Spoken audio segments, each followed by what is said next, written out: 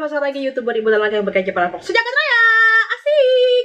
Hai guys, apa kabar semuanya? Selamat menjalankan ibadah puasa buat teman-teman yang sedang menjalankan ibadah puasa. Karena hari ini mungkin masuk hari kedua ya di bulan puasa ini. Kemarin udah masuk ke hari yang pertama. Siapa yang puasanya bolong atau yang udah lancar gitu kan ya. Semoga hingga akhir di ibadah puasa ini semuanya pada puasanya lancar. Terus banyak-banyak berdoa supaya pandemi corona segera berlalu dari bumi kita tercinta. Oke? Kali ini menemani kalian buka puasa gitu ya. Aku buka puasa atau mungkin sahur, gue nggak tahu jam berapa ini akan gue tayangin. Niatnya sih gue mau tayangin ini ketika sahur, tapi gue nggak ngerti apakah nanti ditayangkan ketika kalian buka puasa. So, apapun itu semoga bisa menemani hari-hari kalian ya. Oke, kali ini gue mau bahas tentang tips untuk anak cepat ngomong gitu. Mungkin kalian bertanya atau ngomong dalam hati, lu mau ngasih gue tips anak cepat bicara sedangkan anak lo aja speech delay. That's why gue berkaca akan diri gue dan hasil daripada kemarin gue terapi wicara dan diskusi sama dokter dan psikolog segala macam, mungkin apa yang gue sampaikan di sini bisa membantu teman-teman gitu kan ya, yang mungkin udah mulai galau nih, anak gue kok ngomongnya kurang atau gimana. Semoga tips-tips ini bisa membantu teman-teman di luar sana. Oke, sekarang kita langsung aja ya ke tips yang pertama. Tips yang pertama adalah kalau memang anak kalian sekarang belum segede Kela, maksudnya kayak masih balita ya, Kela juga masih balita ya, maksudnya masih baby banget gitu ya, hindari penggunaan gadget gitu. Jadi sebelum terlambat, kalau segede Kela nih misalnya udah nggak gue kasih nonton iPad, dia udah bisa ngamuk gitu. Sebelum terlambat kalian sangat kalau bisa jangan menggunakan gadget gitu. Memang itu susah dihindari ya di tengah era globalisasi dan semua orang pakai gadget, tapi semoga ini belum terlambat buat teman-teman di luar sana. Hindari menggunakan gadget, baik itu TV, iPad, handphone gitu ya. Jadi kalau bisa jangan menggunakan alat-alat itu terlebih dahulu, karena biasanya nanti ketika sekarang dia mungkin belum nyandu gitu, tapi ketika tiba waktunya nanti dia udah hilang interestnya terhadap kayak buku cerita atau mainan-mainan anak pada umumnya gitu. Jadi kalau memang sebelum terlambat, teman-teman yang belum mengenalkan atau sudah mengenalkan atau terlanjur mengenalkan sejak dini, coba dihindari. Gue nggak bilang nggak boleh sama sekali, tapi diminimalisir gitu ya. Jadi kalau bisa benar-benar sedikit. Kalau memang harus digunakan, misalnya teman-teman mau nyiapin makanan atau gimana, benar-benar waktunya benar-benar kalian harus tegas. Oke, kalau memang 15 menit, benar-benar 15 menit. Jangan 15 menit kali sekian, jadinya 2 jam, 3 jam gitu ya.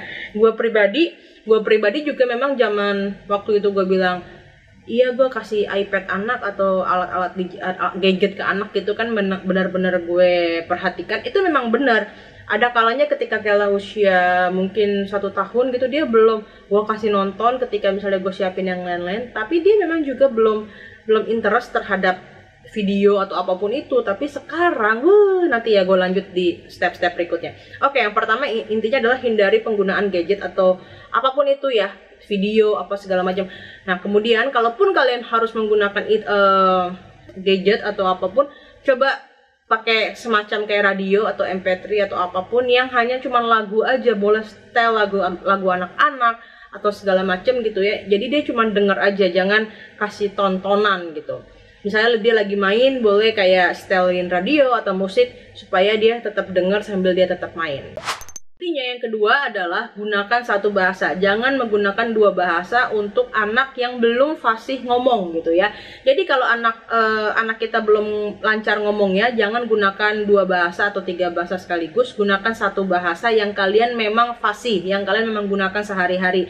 Misalnya di kasus gue, sehari-hari gue sama Ruth ngomong pakai bahasa Indonesia. Jadi lebih baik gue harus ngomong sama Kela pure 1000% pakai bahasa Indonesia. Jangan coba-coba atau kasih tontonan atau kasih apa dengan bahasa Inggris, karena nanti anak lo kayak nggak sinkron gitu otaknya. Gue dengernya bahasa Inggris, mama gue pakai bahasa Indonesia, nanti dia bingung gitu ngomongnya. Sampai anak lo udah fasih ngomong, udah lancar ngomong, baru bisa perkenalkan bahasa-bahasa lain. Ya tapi kan katanya kalau anak kecil kalau ngomong bisa 2 bahasa 3 bahasa sekaligus diajarin, iya, tapi kalau anaknya sudah bisa ngomong dengan lancar baru bisa diajarin bahasa lain, mau 2, 3, 4, 5 sekaligus juga nggak ada masalah. Ini yang udah gue coba tanyakan ke dokter gitu ya. Jadi syaratnya boleh dikenalkan bahasa lain kalau memang si anak udah fasih ngomong gitu ya. Jadi kalau di Kela itu memang ada kendala, dia tontonan atau radio atau musik yang dia dengar itu semuanya full bahasa Inggris. Dan gue pribadi kalau ngomong sama Kela itu suka campur-campur bahasa Indonesia maupun bahasa Inggris gitu. Jadinya anak gue tuh kayak nyerapnya tuh kurang sempurna gitu ya. Jadi dia sekarang saat ini si Kela kalau bahas kosakata dia banyak dalam bahasa Inggris. Jadi kadang kalau mau ngomong merangkai jadi satu kalimat, dia suka campur-campur pakai bahasa Indonesia dan Inggris. Misalnya, "Mami, matiin lampu" gitu. Itu kan pakai bahasa Indonesia ya. Atau enggak misalnya kalau misalnya mau iPad, "Mami nonton iPad" gitu. Ngomong pakai bahasa Indonesia, jangan pakai bahasa Inggris. Kalau kayak kosakata hewan-hewan, warna-warna, berhitung atau segala macam, kalau semuanya full pakai bahasa Inggris. Sekarang gue coba terapin, kasih tahu dia itu kosakata dalam bahasa Indonesia. Misalnya gajah itu elephant gitu. Misalnya kalau misalnya bear itu beruang gitu. Karena kadang si Kela kurang mudeng gitu. Misalnya krokodil itu buaya, dia taunya hanya krokodil, dia bilangnya adil gitu. Misalnya kalau misalnya terus apa lagi ya, dia misalnya bilang bird itu burung gitu. Jadi gue perkenalkan bahasa Indonesia ke Kela saat ini gitu. Oke, jadi yang pertama adalah tadi minimalisir penggunaan gadget, kedua gunakan satu bahasa sampai dia fasih dalam ngomong gitu ya. Kemudian ketiga, ajak dia ngomong terus. Gue pribadi kan banyak banget bacot gitu ya. Tapi ternyata banyak bacot gue juga ini nggak membuat anak gue cepat ngomong. Jadi yang jadi masalah adalah kadang kita suka ngomong, gimana emak bapaknya bawel kok anaknya belum bisa ngomong gitu ya. Jadi gunakan kosakata semudah mungkin dan ngomongnya pelan-pelan. Bedakan kita ngomong sama suami sama anak gitu. Jadi kalau ngomong sama Kela harus pelan-pelan, bukan hanya banyak dan hanya cerewet, ceriwis, tapi kita juga harus pelan-pelan. Misalnya, "Kela, ayo bobo" gitu. "Kela, bobo." Kalau dia masih nggak mudeng, ulangin lagi "bobo" gitu. Coba gunakan pakai misalnya tangan atau gestur kita supaya dia ngerti, oh kalau misalnya dimaksud dengan bobo, oh bobo. "Kela, ayo makan" gitu. "Ayo kita makan" gitu. Pokoknya supaya si anak kita nih bisa nyerap 1, 2, 2, 3, kosakatanya makin banyak yang dia bisa serap gitu. Jadi ayo Kela makan cepetan, jangan lama-lama ya. Kalau makan jangan, dia tuh nggak bisa nyerap, "Mami gue ngomong apa sih" gitu ya. Jadi harus ngomong pelan-pelan, banyak ngomong tapi ngomong pelan-pelan dan gunakan kosakata yang gampang dimengerti sama anak gitu. Kemudian keempat, jangan kebanyakan pakai bahasa tubuh. Misalnya gini, kadang kita juga sebagai orang tua nih ya, kalau si anaknya Mami, dia misalnya mau megang botol susu gitu. Mami, kadang kita udah ngerti tuh yang dia maksud adalah "Mami, gue mau susu" gitu. Seharusnya gitu ya, ketika misalnya anak kita ngasih botol susu, Mami gitu, ngasih botol susu, kita harus bilang, "Mau apa?" "Kela mau susu." "Oh, susunya habis ya?" Bilang "susu." Nah, kita harus interaktif gitu ya. Kita harus interaktif ke anak. Oke, susu. Jadi jangan apa-apa anak mau apa hanya menggerakkan Mami, nunjuk-nunjuk atau pakai bahasa tubuhnya dia. Kita tuh yang males merespon. Kita harus kasih tahu susu. Oh, mau itu, mau apa? Mau buku, ini buku. Harus ulang berkali-kali. Ya, lo ulanglah 2-3 kali. Jangan juga terlalu banyak karena anak akan boring, bosen dan akan kayak, "Mak gue ngapain sih" gitu ya. Jadi ulang pelan-pelan dan jangan apa-apa langsung dikasih. Kita harus ajarkan anak kita untuk usaha at least dia bisa ngomong. Kalau memang anaknya masih balita banget, bayi banget gitu, dia belum bisa ngomong, ya nggak apa-apa, tapi at least lo tetap harus ngomong sehingga nanti dia mencerna, dia dengar, dia simpan di otak, dan suatu hari nanti dia bisa keluarin itu kosakata gitu. Nah kalau segede Kela kan udah bisa diajarin, udah bisa ngomong gitu ya. Harusnya kalau dia Mami, dia kadang sampai sekarang kadang suka males, "Mami, susu," "Iya susu" gitu. Ataupun kalau misalnya anak kita ngomongnya salah, misalnya "Mami cucu," kadang kan anak kecil ngomong gitu ya, belum jelas cucu. Kita juga jangan sok ikutan kayak ngomong, "Oh mau cucu." Jangan, tapi kita harus benerin kayak susu ya, iya cucu, iya susu. Walaupun memang dia ngulangin masih salah, tapi at least lo udah mulai perbaikin. Jadi nanti ada waktunya dia pasti ngomong dengan baik dan benar gitu ya. Tadi udah keberapa tuh ya? udah keberapa sih? Udah keempat ya. Jadi yang pertama hindari gadget, kemudian kedua ngomong satu bahasa, kemudian ketiga ngomong yang banyak tapi juga yang jelas gitu ya. Kemudian keempat jangan banyak menggunakan gestur doang, tapi kita juga harus interaksi sama dia gitu ya. Kemudian yang kelima banyak nyanyi. Jadi Kela itu pertama kali belajar kosakata dan segala macam itu dari nyanyian. Dia kayak pertama lagu Balonku, kemudian lagu Topi, kayak Topi saya Bundar itu segala macam itu dia bisa dari nyanyian gitu. Hingga sekarang Kela banyak interaksi dengan lagu-lagu. Dia bisa sekarang lagu bahasa Indonesia maupun pakai lagu anak-anak bahasa Inggris kayak Baby Shark gitu-gitu segala macam dia bisa. Terus kayak Rain Rain Go Away gitu dia bisa semua. Pokoknya banyak-banyak dengan lagu. Dari lagu dia tuh belajar kayak Topi saya Bundar. Ketika dia ngeliat Topi, Mami Topi gitu. Atau enggak Mami hat, dia maksudnya topi gitu ya. Itu dari nyanyian-nyanyian dia juga bisa belajar bergerak gitu dan mengenal anggota tubuh tuh bisa juga dari lagu misalnya gitu. Misalnya kayak Topi saya Bundar, dia bisa tahu oh kalau ini Bundar. Terus dia mengenal warna kayak balonku ada 5, ku pegang erat kayak merah lagunya merah kuning kelabu, oh merah yang ini, kuning yang ini. Nah kalau bisa tuh ada warna-warnanya, jadi kita bisa sekalian ngajarin kita ini merah, ini kuning, ini gitu ya. Bisa ngajarin ke dia gimana caranya mengenal warna-warna dan sekaligus itu menambah kosakata yang dia bisa. Nah kemudian tadi udah nomor 4, nomor 5. Nomor 5 ajak dia baca buku gitu. Perkenalkan dengan alat bermain anak-anak yang bisa dipegang kayak buku gitu. Sekarang kan banyak buku-buku yang bisa dipencet ada suara-suaranya gitu. Misalnya suara kucing, suara burung, segala macam itu bisa jadi alat atau sarana belajar si kecil. Karena ketika si Kela di terapi wicara di kelas, di klinik juga menggunakan buku-buku, flashcard segala macam untuk dia bisa nambah kosakata. Ataupun permainan-permainan lain seperti kayak puzzle, pasang-pasang lingkaran, ini bentuk lingkaran atau bentuk-bentuk hewan gitu ya. Itu bisa untuk sekalian kita main sama dia, ajak main sama dia sehingga dia bisa ini nih deh, ini bentuknya begini, ini pisang, ini macan, ini harimau, ini singa, ini burung. Itu bagus banget sih menurut gue untuk bener-bener nambah kosakata dia dan mancing dari mulut dia tuh keluar kosakata gitu ya. Kemudian tadi udah menggunakan kayak baca buku, kemudian tadi yang nomor 5 baca buku ya. Baca buku mungkin si anak belum tertarik dengan cerita buku itu, tapi at least kita udah coba kayak cerita buku yang ringan-ringan aja, misalnya tentang hewan-hewan. Itu menurut gue sih si Kela itu ngefek banget tentang hewan-hewan. Kela suka dengan berbagai macam gambar-gambar hewan, walaupun mungkin ceritanya cuma simple kayak nih si monkey-nya bobo nih dek gitu, si monyetnya bobo, karena si Kela tahu monyet itu monkey, jadi gue ngomong monkey-nya bobo nih, abis bobo dia bangun ngajak teman-temannya main, nih teman-temannya nih ada si harimau, si buaya, nggak apa-apa. Paling nanti kalau kayak si Kela suka nyaut kayak buaya, bobo, panda gitu, karena ada gambar panda bobo. Nah kayak gitu tuh, kayak permainan-permainan kayak gitu nanti bisa mancing si anak untuk bisa ngomong gitu.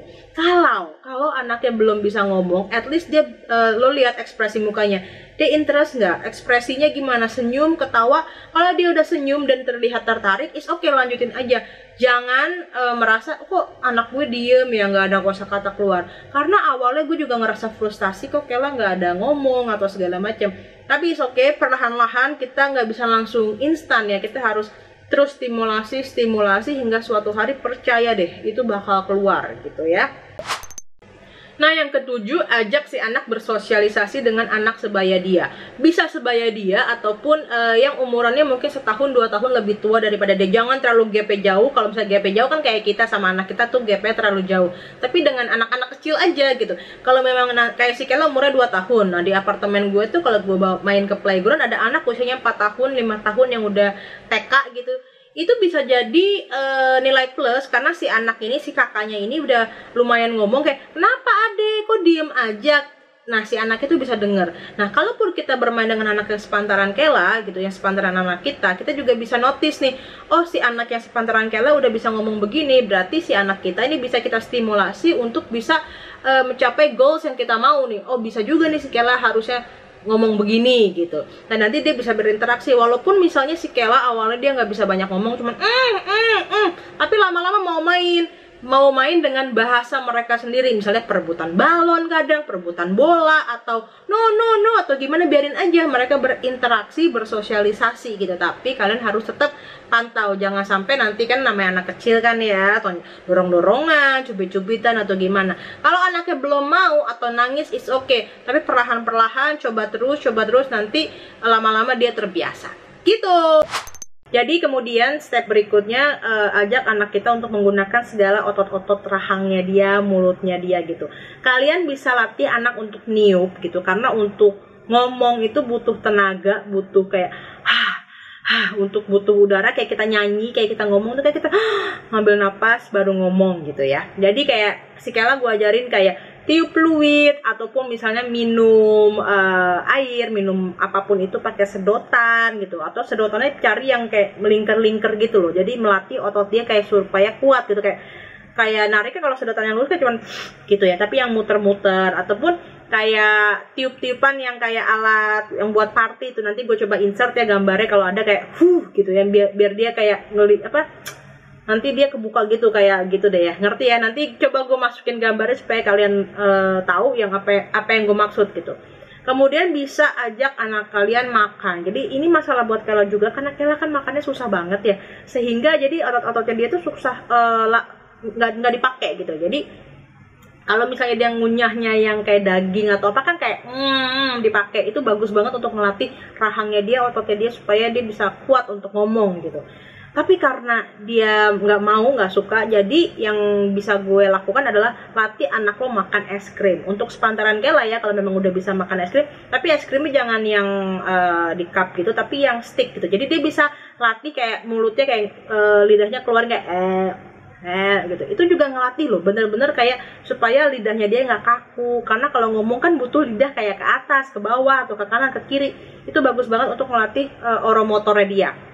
Kemudian selain makan es krim, bisa juga ngunyah es batu gitu. Ini hal yang si Kela suka, es batu. Lo tahu es batu yang cube yang kalian bisa bikin sendiri di kulkas? Coba masukin ke mangkok, nanti dia bisa ngambil sendiri, bisa latihan motorik dia juga ya, motorik kecilnya dia, entah pakai sendok, entah pakai apa, dia banyak ngunyah gitu ya. Karena Kela nggak mau makan gitu ya, jadi is okay pakai es batu untuk supaya dia ngelatih rahangnya dia gitu.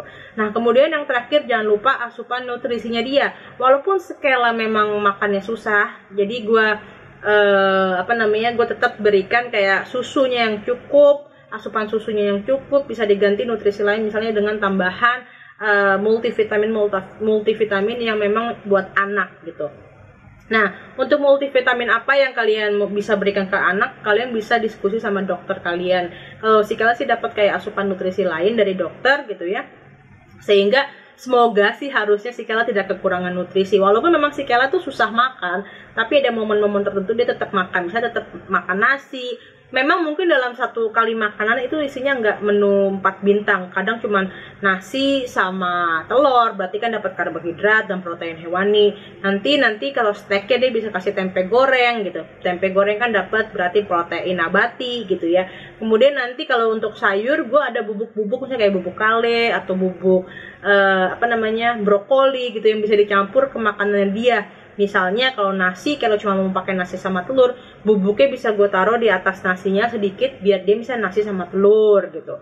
Ataupun bisa kayak Kela suka wortel, misalnya kalau gue masak sop bisa gue pisahin wortel yang banyak supaya Kela tuh mau wortelnya dipegang terus digigit-gigit gitu guys ya. Semoga tips ini berguna buat teman-teman di luar sana. Intinya jangan frustasi kita sebagai orang tua, karena gue ada momennya juga sedih, kayak bingung, kayak marah gitu ya, bawaannya marah, anak gue kok nggak bisa gitu.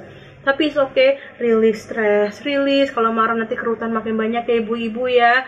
Lalu kita berdoa dan kita berusaha tentunya supaya anak kita mencapai apa yang perkembangan step milestone-nya dia itu sesuai dengan ukurannya, sesuai dengan usianya, bisa berkembang dan bertumbuh secara sempurna. So guys, sampai ketemu di video berikutnya. Jangan lupa klik like, komen di bawah, subscribe, dan share di semua sosial media kalian. Sampai ketemu di video berikutnya. Dadah!